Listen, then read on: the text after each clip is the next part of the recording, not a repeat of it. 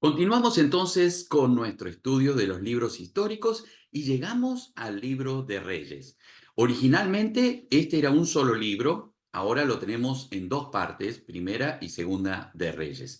Primera de Reyes nos habla acerca del reinado de Salomón, hijo de David, y también luego de la muerte de Salomón se divide el reino. Podemos hacer dos divisiones de este libro de Reyes. Desde el capítulo 1 al 11, Salomón reina, ¿no es cierto?, en su gran esplendor, su gloria, su riqueza y también sus equivocaciones. Él edifica y dedica el templo que tanto soñó David construir. Bueno, lo construyó su hijo Salomón. Es un rey dotado de gran inteligencia, aunque es materialista y sensual.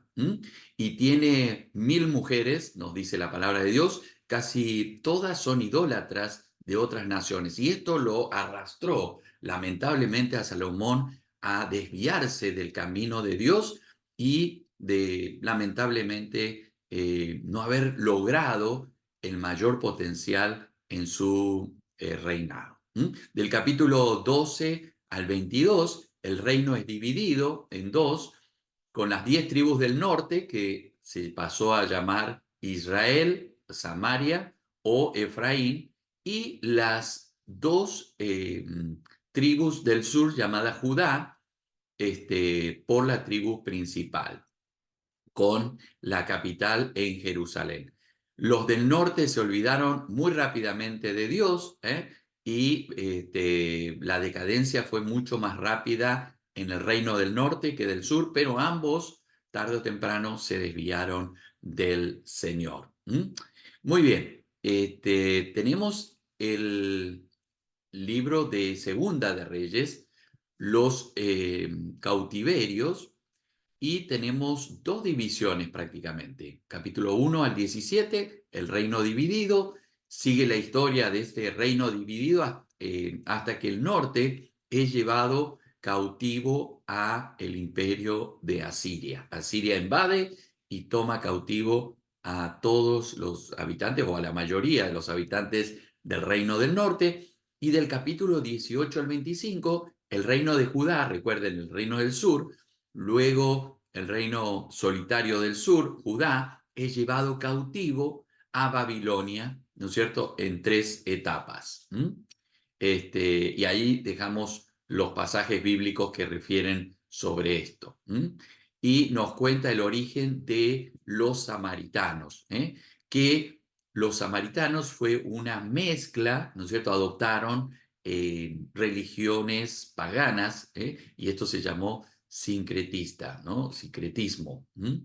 Muy bien. ¿Cómo se ve a Jesús en estos libros? Se ve como el Rey de Reyes. A pesar de que los reyes de esta tierra fallaron, Jesucristo es la promesa de un reinado permanente y un reinado eh, absoluto, que va a reinar por siempre, un reinado perfecto. Aunque el reinado de los hombres fue un reinado imperfecto, Dios va a instaurar un reino perfecto. Muy bien, pasamos al libro de Crónicas, Primera y Segunda de Crónicas. Nos habla desde David hasta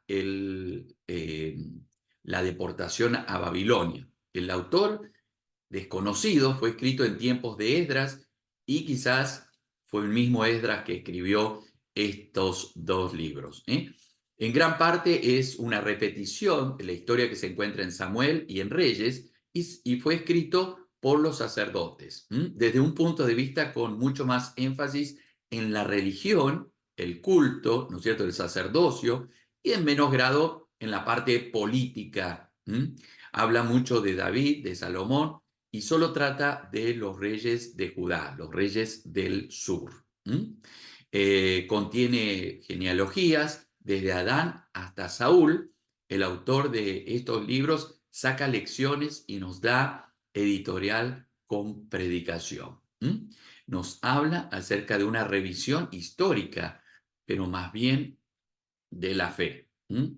Y podemos ver a Cristo aquí como esperanza del futuro eh, que en este momento el presente era muy triste, era realmente muy, muy desastroso, eh, política, social y espiritualmente hablando. Cuando un pueblo cae espiritualmente, generalmente decae moral, decae económica y decae socialmente en todos los aspectos. Cuando una nación se olvida de Dios, realmente es una nación que va decayendo. Le pasó a los grandes imperios. Y tal vez algunos pueden decir, bueno, pero ellos tenían ídolos y progresaron. Sí, progresaron por un momento. Y pasa lo mismo en el día de hoy con la vida de personas, ¿no? Que vemos ascender en la escala económica, social, política, pero cuando se apartan de Dios o cuando nunca reconocen a Dios el crédito, realmente tarde o temprano esto cae, no permanece. Y esto es lo que vemos en el libro de Crónica, es una revisión de los libros anteriores. Esdras. Esdras es un libro maravilloso porque nos habla del regreso a Jerusalén. En la historia del regreso de aproximadamente 50.000 judíos a Jerusalén al terminar el cautiverio en Babilonia. Esdras, podemos dividirlo del capítulo 1 al 6, un grupo 80 años antes del escriba Esdras vuelve a Palestina en el 538 a.C. bajo el liderazgo de Zorobabel y edifican el templo. Después tenemos del capítulo 7 al 10, otros vuelven a Jerusalén con Esdras, el escriba y reformador religioso, en el año 458. Y ahí podemos leer los textos en Esdras 7:10, 21, 23 y 10 al 1.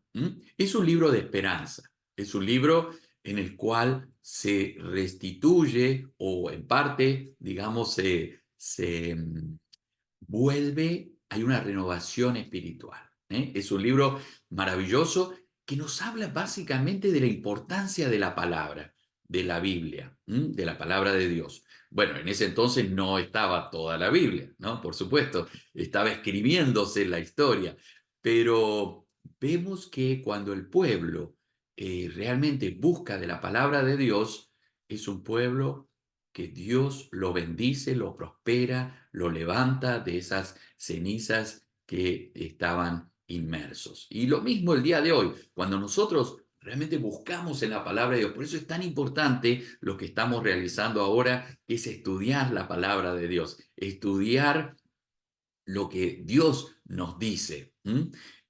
No tanto los conceptos humanos, porque hoy en día se habla mucho de los conceptos, de los testimonios, de lo que le pareció a uno, de lo que interpretó el otro, pero qué importante es ir a la base, a la fuente, que es la palabra de Dios, y allí nosotros somos transformados, somos vivificados. Entonces, realmente le animo a que lea la palabra de Dios, que busque no tanto lo que el hombre dice, sino lo que la palabra de Dios dice. No, no quiero decir que los predicadores, los maestros, los teólogos estén equivocados y que no debemos escucharlos. Sí, podemos escucharlos y de hecho nos edifican, pero qué importante es ir a la fuente para verificar, para comprobar que realmente la palabra de Dios sigue transformando vidas. Así que le animo, así como Esdras leyó al pueblo, lo santificó. Fíjese que hubo todo un proceso para escuchar la palabra de Dios. No era venir y bueno, a ver, Esdras, léenos un poquito de la palabra, de la ley de Dios. No, el pueblo se preparó, hizo sacrificios, se preparó su corazón. Y cada vez que vamos a la palabra de Dios, debemos preparar nuestro corazón. No es como escuchar una historia o mirar un libro cualquiera, sino que nuestro corazón debe estar preparado para tener un encuentro con Dios. Nehemías. Bueno, ¿cómo vemos Esdras? Esperanza. Vemos a Cristo como la esperanza de la restitución. ¿Mm? Entonces, básicamente vemos a Jesús la imagen de la palabra hecha carne. Como dice el verbo, fue hecho carne. Nehemías, otro libro de esperanza, es el muro y la reforma. Nehemías vivía tranquilo, Nehemías servía al rey y a un rey pagano, pero él estaba tranquilo. Pero él no se quedó con la comodidad de decir, bueno, yo tengo mi vida resuelta, yo no me voy a involucrar en problemas, sino al contrario, él tuvo ese valor de decir, yo quiero ir a reconstruir el muro y la ciudad de mis padres. Porque él había nacido fuera de Israel, ¿eh? Y entonces, pero él se comprometió con su pueblo, ¿eh? En el año 445 a.C., Nehemías, el copero del rey de Persia, Artajerjes, se llamaba así el rey, es enviado para la tarea inmensa de reconstrucción del muro de Jerusalén. Lo hicieron frente a mucha oposición por parte de los vecinos, los samaritanos, ¿no es cierto? Y también otros pueblos, ¿eh? Hubo reformas en la vida espiritual del pueblo de Dios. Veamos el poder de la escritura y la importancia, ¿no es cierto?, de explicarla. Nehemías fue fiel, fue valiente, y muestra a Jesucristo como el restaurador. No importa la situación tremenda que tu vida pueda estar atravesando, ni los pecados, ni las imperfecciones, Cristo es el gran constructor. Vemos a la imagen de Cristo como el que construye vidas, ¿eh? Construye corazones destruidos, da esperanza a aquellos que de ninguna forma para el mundo ya estaban aniquilados, estaban terminados, pero Cristo siempre es un Cristo de esperanza. Yo te invito en este tiempo, no sé si tú estás mirando esta clase de mañana, de tarde, de noche, de madrugada, pero quiero animarte que Dios construye lo que para el mundo no tiene esperanza. Cristo es un Cristo de esperanza. Dios es un Dios de esperanza. Y esto es lo que nos marca el libro de Nehemías. Y quiero terminar con este pensamiento, el Dios de esperanza. No sé qué situación estás pasando o qué situación puede llegar a pasar, pero recuerda estas palabras. Cristo es un Cristo de esperanza. Dios es un Dios que restaura, que da nuevas oportunidades. Por supuesto, hay consecuencias cuando fallamos, cuando pecamos, hay consecuencias y lamentables. A veces hay cosas que se rompen y que son difíciles de volver a construir, de volver a armar, pero quiero animarte a que no te quedes con esos muros destruidos, que no te quedes con la derrota. Cristo te da la victoria. Cristo te da el gozo, te da la paz, te da la bendición, ¿eh? Así que te animo, a que puedas tomarte de este Cristo vivo, de este Cristo poderoso, que hace falta que nos humillemos. Nehemías tuvo que dejar muchas cosas, tuvo que dejar la comodidad del reino allí donde él servía al rey Artajerjes, y tuvo que salir y tuvo que pelear y tuvo que enfrentar a los enemigos, pero con el poder de Dios. Y yo te animo a que te levantes en este día en el poder de Dios y puedas obtener la victoria. Aquí entonces finalizamos esta parte. Recuerda, hemos estudiado Reyes, hemos estudiado Crónicas, Esdras y Nehemías, estos libros maravillosos que nos hablan del poder de Dios.